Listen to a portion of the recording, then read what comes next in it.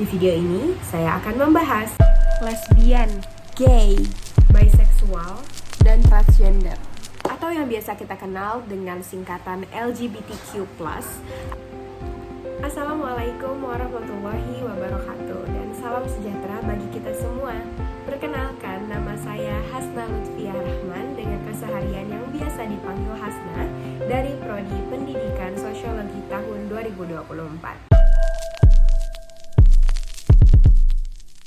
LGBTQ+ adalah sebuah topik yang sangat kontroversial di seluruh dunia, terutama di Indonesia dalam aspek ideologi negara, Pancasila.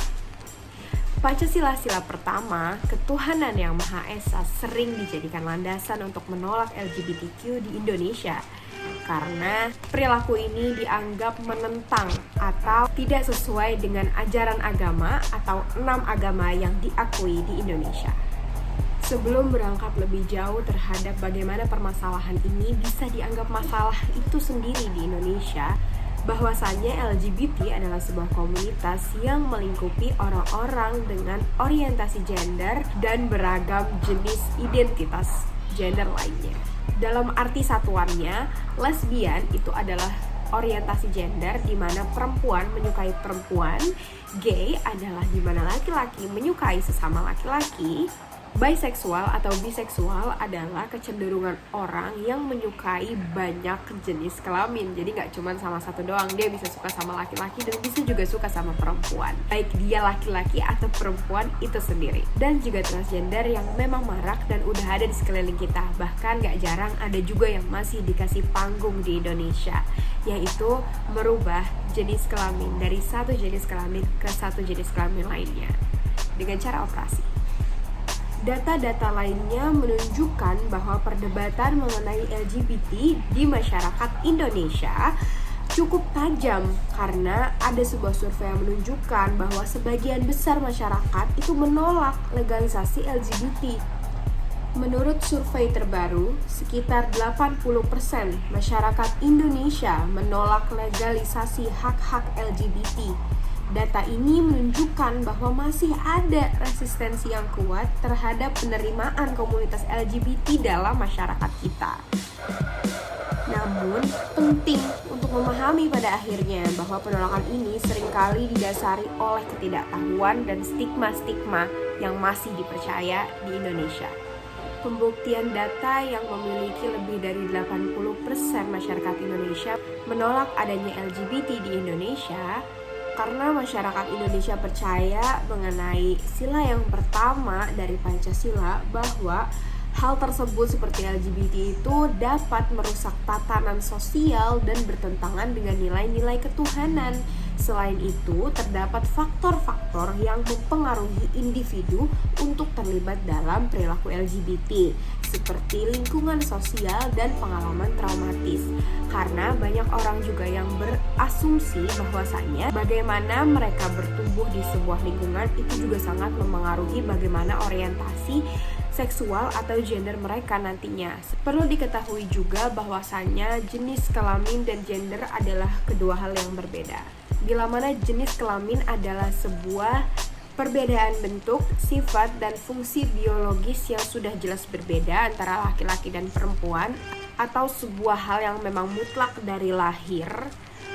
Sedangkan gender adalah perbedaan yang biasa dilihat antara jenis kelamin laki-laki dan jenis kelamin perempuan apabila kita lihatnya itu dari nilai dan juga tingkah laku. Nah, banyak sekali para peneliti, cendekiawan, dan juga studi-studi kasus yang juga menyatakan bahwasanya gender ini adalah sebuah sifat psikologis yang dimana orang-orang yang menganut komunitas LGBT ini percaya bahwasanya orang yang terlahir perempuan bisa memiliki gender laki-laki dan orang yang terlahir laki-laki bisa memiliki gender perempuan. Oleh karena itu mereka membenarkan LGBT. Lebih lanjut terhadap faktor yang menyebabkan keterlibatan individu dalam komunitas LGBT ini juga tidak kalah beragam dengan data-data valid yang ditunjukkan oleh studi kasus di banyak media seperti internet. Pertama adalah Faktor genetik. Beberapa penelitian menunjukkan adanya kemungkinan predisposisi genetik terhadap orientasi seksual tertentu, yang berarti bahwa faktor genetik ini dapat berperan dalam menunjukkan apakah seseorang memiliki ketertarikan seksual terhadap lawan jenis atau sesama jenis. Selanjutnya, faktor lingkungan juga memiliki pengaruh yang besar karena lingkungan sosial yang kurang mendukung atau pengalaman negatif dalam hubungan heteroseksual dapat mendorong individu ke arah LGBT. Dan yang ketiga adalah trauma emosional, karena pengalaman menyakitkan dari hubungan sebelumnya seringkali menjadi alasan bagi individu untuk mencari kenyamanan dalam hubungan sesama jenis. Udah pasti sebagai orang yang menganut Pancasila, apalagi dengan sila pertama, ini bukan hal yang bisa dibenarkan ya. Pada akhirnya sebagai kaum muda terpelajar, untuk mengatasi permasalahan ini, pendekatan yang lebih inklusif dan berbasis pada pemahaman dan pendidikan-pendidikan yang kita dapatkan terutama dalam pendidikan Pancasila, ada beberapa solusi yang bisa kita pertimbangkan. Yang pertama, tidak lain dan tidak bukan adalah agama dan tantangan moral. Karena meningkatkan pemahaman tentang nilai-nilai ketuhanan dan juga moralitas melalui pendidikan menjadi sebuah kunci, menjadi sebuah dasar dan landasan terhadap bagaimana pemikiran individu melihat banyak sekali paradigma di luar sana.